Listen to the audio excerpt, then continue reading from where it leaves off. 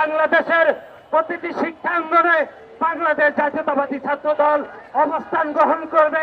সাধারণ শিক্ষার্থীদেরকে পাশে নিয়ে সাম্যের প্রকৃত হত্যাকারীদের বিচার করার প্রক্রিয়া শুরু করবে। বাংলাদেশ জাতীয়তাবাদী ছাত্র দলের কোন নেতাকর্মীর নামে ভবিষ্যতে যদি এরকম গায়ে আঘাত করা হয়, বাংলাদেশ জাতীয়তাবাদী ছাত্র দলের কোন নেতাকর্মী আর বসে থাকবে না। সংগ্রামী বন্ধুগণ, ঢাকা বিশ্ববিদ্যালয়ের ব্যর্থ প্রশাসনের পদত্যাগ দাবি করছি। আমরা দেখেছি গণ অভ্যুত্থান পরবর্তী সময়ে যমুনাতে একদল আন্দোলন সংগ্রাম করলে তাদেরকে পানি ছিটিয়ে তাদেরকে স্বাগত জানানো হয়, কিন্তু আমরা দেখেছি জগন্নাথ বিশ্ববিদ্যালয়ের শিক্ষার্থীদের আন্দোলনে পুলিশ হামলা করে আন্দোলনকে নস্যাৎ করার অপচেষ্টা করছে এবং সাম্যের প্রকৃত হত্যাকারীদেরকে এখনো পর্যন্ত গ্রেফতার করার কোন নমুনা আমরা এখনো পর্যন্ত দেখছি না।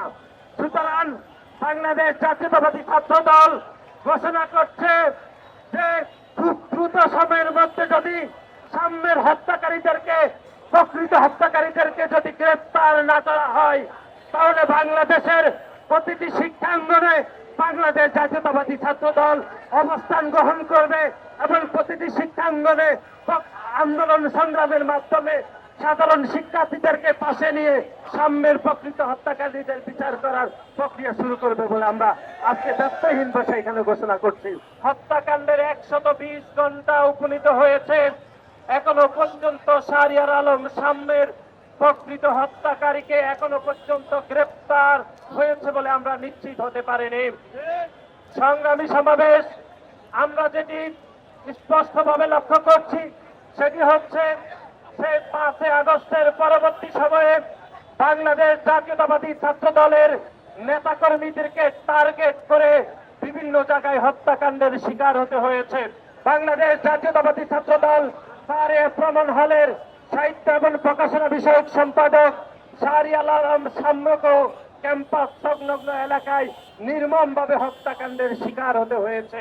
আমরা আজকের এই অবস্থান কর্মসূচি থেকে হুঁশিয়ার করে দিতে চাই, বাংলাদেশ জাতীয়তাবাদী ছাত্র দলের কোন নেতাকর্মীর নামে ভবিষ্যতে যদি এরকম গায়ে আঘাত করা হয়, বাংলাদেশ জাতীয়তাবাদী ছাত্র দলের কোন নেতাকর্মী আর বসে থাকবে না। সংগ্রামী বন্ধুগণ, আমরা আজকের এই অবস্থান কর্মসূচি থেকে ঢাকা বিশ্ববিদ্যালয়ের ব্যর্থ প্রশাসনের পদত্যাগ দাবি করছি। এই ঈদে জামা জুতো অ্যাক্সেসরিজের ডিসকাউন্ট।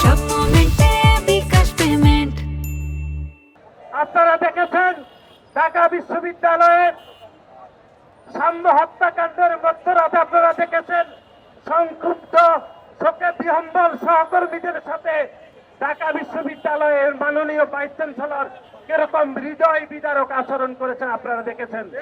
এখনো পর্যন্ত আমরা দেখেছি ঢাকা বিশ্ববিদ্যালয়ের মাননীয় উপাচার্য এখনো পর্যন্ত সাম্য যে ঢাকা বিশ্ববিদ্যালয়ে একজন শিক্ষার্থী হয়ে হত্যাকাণ্ডের শিকার হতে হয়েছে, তিনি এখনো পর্যন্ত সেই হত্যাকাণ্ডকে ধারণ করতে পারেননি বলে আমরা মনে করছি। এবং ঢাকা বিশ্ববিদ্যালয়ের সার্বিক নিরাপত্তার দায়িত্বে মাননীয় প্রক্টর ঢাকা বিশ্ববিদ্যালয়ের শিক্ষার্থীদেরকে নিরাপত্তা দিতে চরমভাবে ব্যর্থ হয়েছে বলে আমরা মনে করছি।